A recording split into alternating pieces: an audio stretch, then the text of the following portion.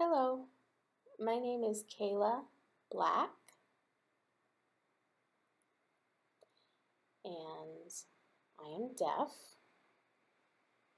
I'm also Navajo. I'm from Kayenta, Arizona,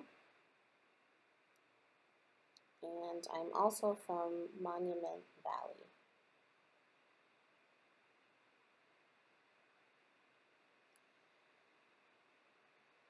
I was born hearing, but a little while after that, I lost my hearing completely. It was hard to accept. It was hard for my family to accept that I had become deaf. So I grew up between Kayenta and Monument Valley. I was really close with my grandmother and with my parents as well. They did everything for me. I was close with my whole family, and I'm the only deaf person in my family. Everyone else is hearing. And that was isolating. So my grandmother had a lot of animals. She had horses and cows and sheep and chickens and rabbits and just a lot of different animals. And I was really into the animals. She taught me a lot, and I learned a lot from the animals. And I felt really close to the animals. I loved the animals. I felt like I could communicate with them. You know, I had a relationship with them. I didn't feel isolated when I was with the animals. They made me feel like I wasn't alone. And, you know, I could communicate with them. And it was good. I have that type of, it's like a type of gift, I would say, to communicate with the animals. And so I had great communication with the animals, and my grandmother taught me a lot of things about the animals and about Navajo culture. I strongly believe in the traditions of our culture and follow them. And my mother looked for a medicine man according to our traditions. So she found one, and we went pretty far to go meet this person, and we did a ceremony for me, and it was about 4 days, I think. This really long ceremony, and I remember sitting in a hogan, and there was a lot of Navajo people around singing really loudly and beating the drums, and I was sitting in the middle of everything with my mom behind me holding on to me, and I was just kind of watching everything. And there were 4 guys with white paint on their bodies, and they had black masks with some kind of like antlers or some sort shapes, animal shapes on the masks. And it was so interesting. I wasn't really scared. I was just kind of curious of what was going to happen. And then the 4 guys, the medicine man put the 4 feathers in front of me on a blanket. So there were 4 feathers laid side by side in front of me on a blanket. And they were singing really loudly and beating the drums, and the ceremony was going on. And then those 4 feathers started to rise up in front of me, and they started dancing with the 4 dancers. And I was shocked to see that. I was really fascinated by the movement of these feathers, and they were kind of dancing in the air in front of me as I was sitting there. And then, as I said, I went completely deaf when I was a baby, and so a few days after this ceremony, I got my hearing back. Not completely, just some of it. And so I could hear a little bit after that. And so my mom got me a hearing aid, and yeah, like I said, my parents did everything for me. And so I'm really grateful for them for that. I love them. And I learned, let's see, how did I learn ASL, sign language? Well, I grew up not knowing it until I met this Navajo woman named June, and I call her mom. And it was great that I met her. It was perfect. She's Navajo, so she knows Navajo language, and that because the school they mostly speak Navajo at the school, so and she could understand everything, so it made it easier for me to get through that. It was great. She taught me sign language, and I started to get into sign language. It's a beautiful language, and Navajo is a beautiful language too. And so she taught me sign language as I was growing up, and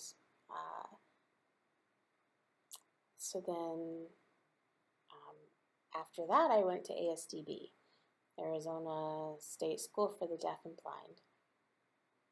And I had not ever heard of it before this time, and my mom was telling me I should go, and honestly I wasn't really into it. I was really close with my family, and I didn't want to leave. And my mom was encouraging me, and my grandmother also was really encouraging me strongly to go. But it was hard to leave my grandma and to leave my family. And I remember my mom told me, just go and learn about your deaf culture. And my grandma also encouraged me, and so they said, just try it, see how it goes, and they loved me, and I could feel the love, I could feel that. So I went to ASDB, and when I walked into there and I saw all these people signing, I was just so lost. There was just so many hands moving in the air.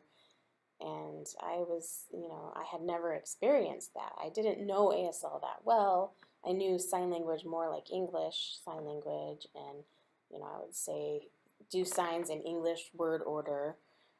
And so I met a student that was kind of hard for me to understand, and I was like, hey, can you slow down? So, and sometimes I would talk with my voice, and they would say, hey, sign. I'd be like, okay, I gotta remember to sign. And so I did practice a lot of signing, and then over the time I got really fluent. I wouldn't say like I'm the best at sign language, but I do okay. And so I tried my best. And so it was good to meet all of these new friends that I met. That was nice. Everyone was nice, and so then I met a teacher named Richard L. And he taught the vet career class. So he taught the vet career class, and I think he also taught welding, I think. And I noticed that he had gotten some goats and chickens and different animals. He got 2 pigs, and he set me up as the farmer program president, because he already knew from my old school that I had the vet career class there. It was a really strong program, so he had contacted the old school and got information about that for me, so that was cool. So yeah, and then so I learned more about animals and stuff there, and then after a year I moved back home. And when I moved back home, I started to kind of lose that deaf culture connection and got more isolated and turned back to the animals. You know, I was happy with that. I was happy to be home with my family also, to my beautiful land and my beautiful home. And, you know, my family is good, so I was happy to be there, but I was isolated again. And for a long time, that's how it was, you know.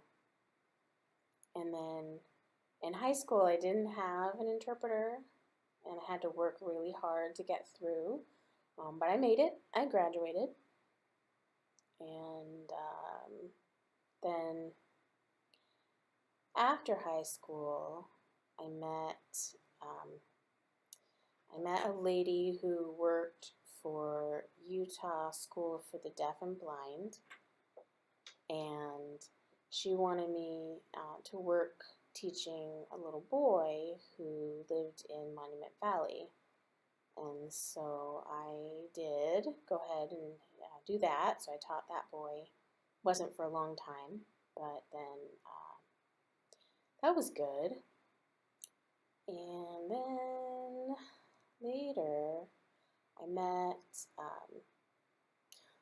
met this friend. So this is a long story. So remember, I said I was isolated. So I had gone to see my grandma that one night. It was dark, and I was leaving my grandma's, and on the road I saw this car stopped, and there were 3 or 4 people walking around outside of the car, and they were holding up their phone, looked like they were trying to get a signal, and it was really dark, and I almost decided to just go back home. I almost decided to just go, but then I changed my mind, and I decided to go ahead and stop and see if they needed help. So I rolled down my window, and 2 of the people came over to my window, and they had their phone, and they were texting on the phone. They were typing something on the phone, and I said hello, and they were just looking down at their phone and didn't answer me. And I thought maybe they were like French or some people from another country, tourists passing through that didn't know English. I never expected them to hand me the phone and say, "I'm deaf." I was like, "What? I'm deaf too." And it was like a shock to all of us. We got so excited. They're like, "What? You're deaf too? What? Are there a lot of deaf people here?" I said, "No, I'm the only deaf person." And they were asking me a bunch of questions, and we stood there and stayed in that same spot for a long time, like joking around and whatever. And then they ended up coming over to my place, and they slept in the Hogan, and they stayed for a couple days and toured, checked out the sights in the area. It was beautiful. And so that was nice. We're still friends. We're still good friends now. And I still talk with them. So that was awesome. And then 1 year later, I think, maybe like a year later or something like that. Again, like I said, I'm isolated. I'm the only deaf person. And so I went to the hospital with my family to get a flu shot. And so I went in, and you know, sometimes I'll talk and sometimes I'll write notes depending on how comfortable I feel at that time. So I went in, and you know, they asked me to fill out the paperwork, whatever. So I was doing that, and then this lady said, "Hey, are you deaf?" And I said, "Yeah, I'm deaf." She goes, "Hold on, give me 5 minutes." And I was like, "Okay." So I was waiting, and then these 2 ladies came in with that woman. I didn't know who they were. I didn't know who that woman is, and I didn't know who these people were. And this woman started signing to me. She's like, "Hello." I'm like, "What? Oh, hi." I was surprised. Like, "Oh, hey." And then we started like joking together and whatever. And I was so excited and happy to, you know, meet this person. And we talked for a long time. And I forgot all about the flu shot, and we were talking and joking back and forth, and her name is Becky, Becky Larson, And so she's really cool, and I helped her um, do an ASL class to teach people who wanted to learn sign language. So I've helped her with that, and that's cool. And so now I don't feel so isolated anymore. I have someone who lives in Kayenta in the area who I can talk to, so that's great. So my future goals, I would say, I kind of have two. So one is that I would like to go back to school and learn more about veterinary medicine, as much as I can, 4 years, 6 years, whatever, and bring that knowledge back to the Navajo reservation and to help my people. And then my other goal is, well, so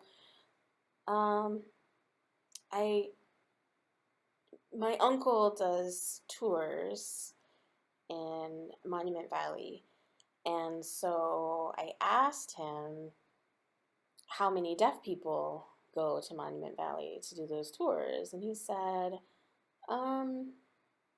not a lot. I would say like 30%.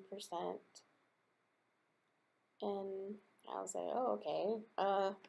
So how do you communicate with them? And he said, either writing notes on the phone or with paper back and forth.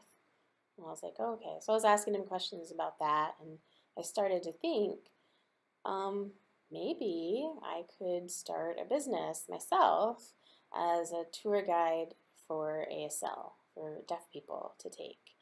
And so I could do like camping and other, like when deaf people come up, they could have a deaf tour guide.